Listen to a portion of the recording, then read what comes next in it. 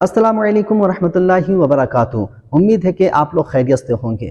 आज मैं आप लोगों को ये बतलाने वाला हूँ कि कुछ नमाजी हजरात जो है उस वक्त नमाज पढ़ने के लिए मस्जिद में पहुँचते हैं जब इमाम साहब रुकू में होते हैं।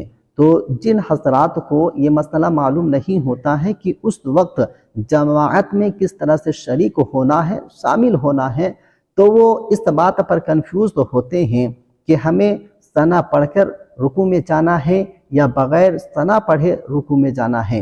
अगर आप सना पढ़ते हैं तो इमाम साहब जो है रुकू से उठ जाएंगे और आपको वो रुकू नहीं मिल पाएगा। और अगर सना नहीं पढ़ते हैं और रुकू में चले जाते हैं तो आपकी नमाज तो होगी या नहीं होगी, इसी बात को आज मैं आप लोगों से क्लियर करने वाला हूँ।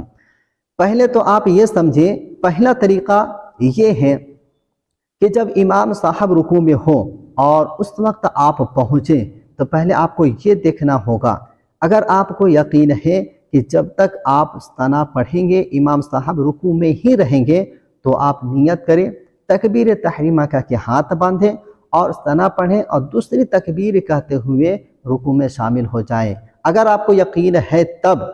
और दूसरा तरीका ये है कि अगर आपको यकीन नहीं है तो आप ये करें कि तकबीर तहरीमा कह कर, यानी कि नियत करें, तकबीर तहरीमा कह के हाथ बांधे और दूसरी तकबीर कहते हुए जो है आप रुकू में शामिल हो जाएं। उस वक्त आप सना ना पढ़ें। जब आपको यकीन हो कि जब तक आप सना पढ़ेंगे इमाम साहब रुकू से उठ जाएंगे, तब की ये बात है।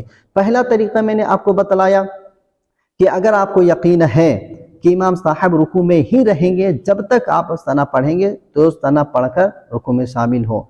और दूसरा तरीका मैंने ये आपको बतलाया कि अगर आपको यकीन ना हो, यानी कि आप ये जान रहे हैं कि आप जब तक सना पढ़ेंगे इमाम साहब रुकू से उठ जाएंगे, रुकू वो आपको नहीं मिल पाएगा, तो आप जो है नियत करें, तकबीर तहरीमा का के हाथ बांधे और दूसरी तकबीर कहते हुए जो है आप रुकू में शामिल हो जाएं। तो ये सही तरीका है जब इमाम साहब रुकू में हो तो जमाअत में शरीक होने का।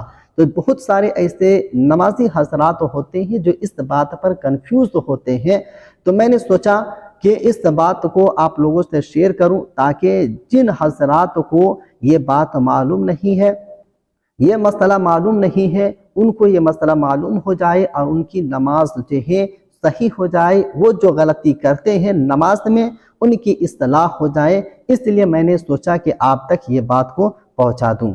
अब रही बात कि जब इमाम साहब रुकू में होते हैं तो बहुत सारे ऐसे नमाजी हजरात होते हैं जो ये गलती कर बैठते हैं।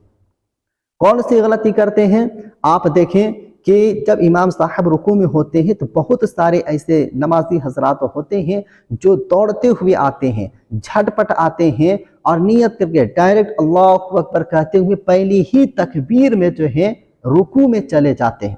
पहली ही तकबीर में झटपट आए, दौड़ते हुए आए कि मेरी नमाज ना छूट जाए, रकात ना छूट जाए, और दौड़ते हुए जो है इसी सोच में आते हैं और क्या करते हैं कि पहली ही तकबीर में अल्लाहु अकबर कहते हुए रुकू में चले जाते हैं। अगर कोई शख्स इस तरह से गलती करता है जो मैंने आपको बतलाया कि पहली तकबीर ही को कहते हुए, यानी तकबीर तहरीमा को कहते हुए डायरेक्ट रुकू में चला जाता है या इस हद तक पहुंच जाता है कि उसका हाथ जो है घुटनों तक पहुंच जाए, तो उसकी नमाज नहीं होगी। इस बात को आप समझ लें कि पहली तकबीर कहते हुए, जो तकबीर तहरीमा कहा जाता है, जो पहली नमाज शुरू करने के लिए जो पहली तकबीर कही जाती है अल्लाहु अकबर, उसे तकबीर तहरीमा कहा जाता है। उसी तकबीर के साथ अगर आप रुकू में जाते हैं या पहली तकबीर कहते हुए इतना झुक जाते हैं कि आपका हाथ घुटनों तक पहुंच जाए, तो आपकी नमाज नहीं होगी।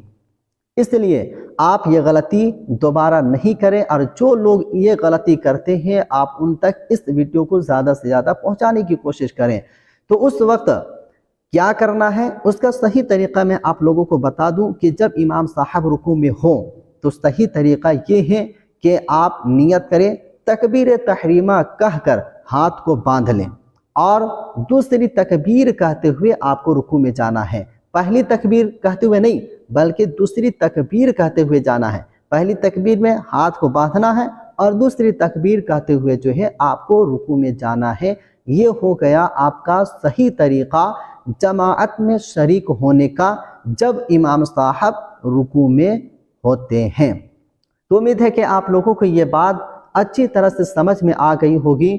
تو اگر آپ کے اندر بھی یہ غلطی ہے تو آپ اس کو سدھارنے کی کوشش کریں، کیونکہ اس کے بغیر جو ہے آپ کی نماز نہیں ہوگی۔ اور جن حضرات کو جو ہے یہ غلطی کرتے ہیں ان حضرات تک اس ویڈیو کو پہنچانے کی کوشش کریں۔ میرے چینل کو سبسکرائب کر کے جو ہے مجھے ضرور سپورٹ کریں۔